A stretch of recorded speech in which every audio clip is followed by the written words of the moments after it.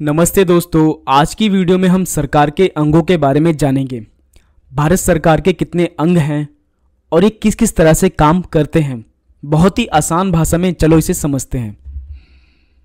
देखो, भारत सरकार के 3 अंग हैं: विधायिका, कार्यपालिका, न्यायपालिका। Legislature, executive, judiciary. देखो, विधायिका का मुख्य काम होता है कानून बनाना, कार्यपालिका का मुख्य काम होता है उस कानून को लागू करना, और न्यायपालिका का मुख्य काम होता है जो कानून देश में लागू किया गया है उसका उल्लंघन ना होने देना, बेसिकली न्याय करना। और ये 3 अंग मिलकर एक सरकार का निर्माण करते हैं। चलो एक एक करके सरकार के इन तीनों अंगों को आसानी से समझते हैं। चलो सबसे पहले विधायिका को समझते हैं। देखो, विधायिका का मुख्य काम होता है कानून बनाना, पुराने कानूनों में संशोधन करना। विधायिका 2 स्तरों पर चुनी जाती है, एक सेंट्रल लेवल पर, एक स्टेट लेवल पर, एक केंद्र में और एक राज्य में।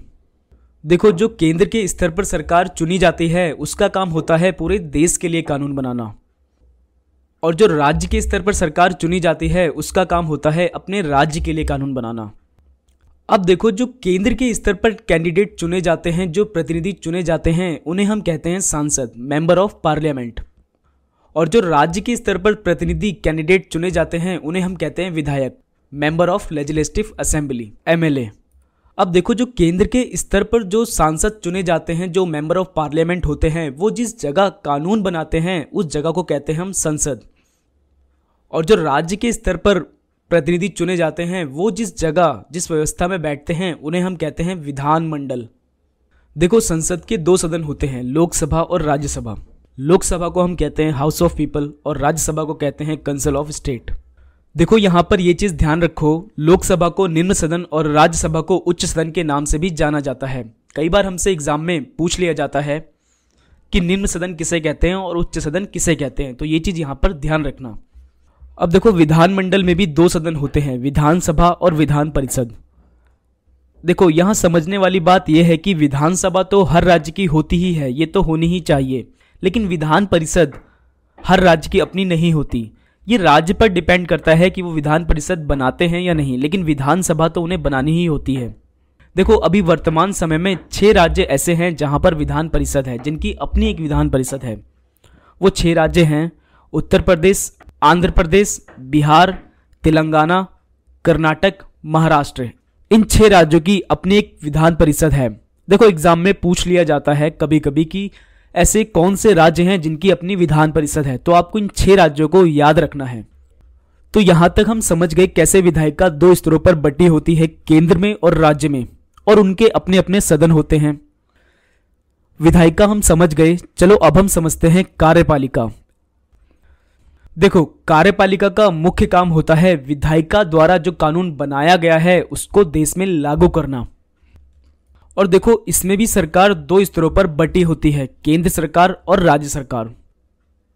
अब देखो, यहां पर जो केंद्र के स्तर में सबसे सर्वोच्च होते हैं वो होते हैं हमारे राष्ट्रपति, फिर आते हैं उपराष्ट्रपति, फिर प्रधानमंत्री, फिर आता है उनका मंत्रिपरिषद, और मंत्रिपरिषद में आते हैं कैबिनेट मंत्री, राज्य मंत्री, उप मंत्री।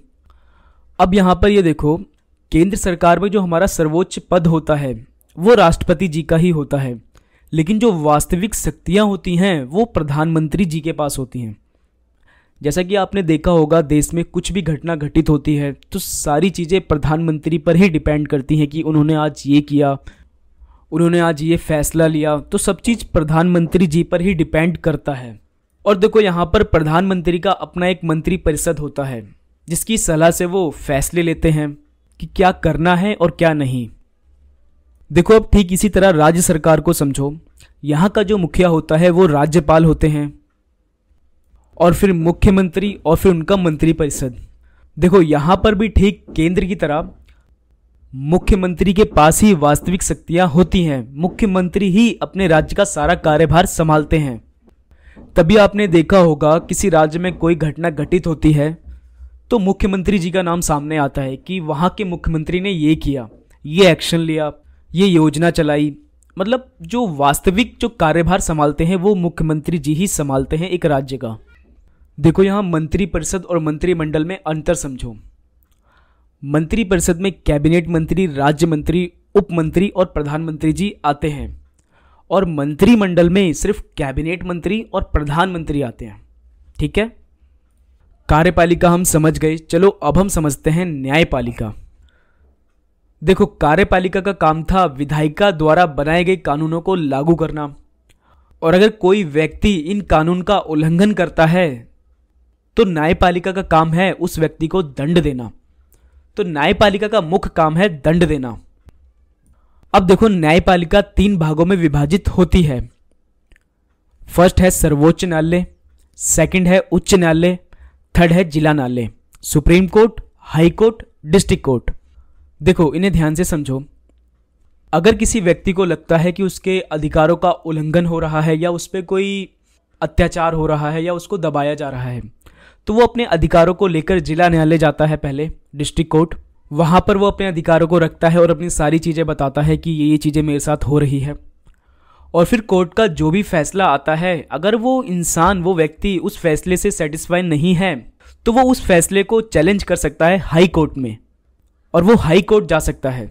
देखो, हर स्टेट की अपनी एक हाई कोर्ट होती है, और जो उच्च न्यायालय का फैसला आता है, जो हाई कोर्ट का फैसला आता है, अगर वो हाई कोर्ट के फैसले को भी नहीं मानता है, उससे वो सेटिस्फाई नहीं है, तो वो जा सकता है सर्वोच्च न्यायालय में, सुप्रीम कोर्ट में। और सुप्रीम कोर्ट पूरे देश में एक ही है जो सर्वोच्च न्यायालय है, और जो भी फैसला आता है उस न्यायालय का, उस व्यक्ति को वो फैसला मानना ही पड़ेगा। तो एक तरह की एक हियरार्की है, पहले जिला न्यायालय, फिर उच्च न्यायालय, फिर सर्वोच्च न्यायालय, और जो सर्वोच्च न्यायालय का फैसला होगा वो हमें मानना ही पड़ेगा। इस वीडियो में हमने जाना एक सरकार के कितने अंग होते हैं और वो किस तरह से काम करते हैं, किसका क्या काम होता है। मिलते हैं नेक्स्ट वीडियो में किसी नए टॉपिक के साथ। तब तक के लिए धन्यवाद।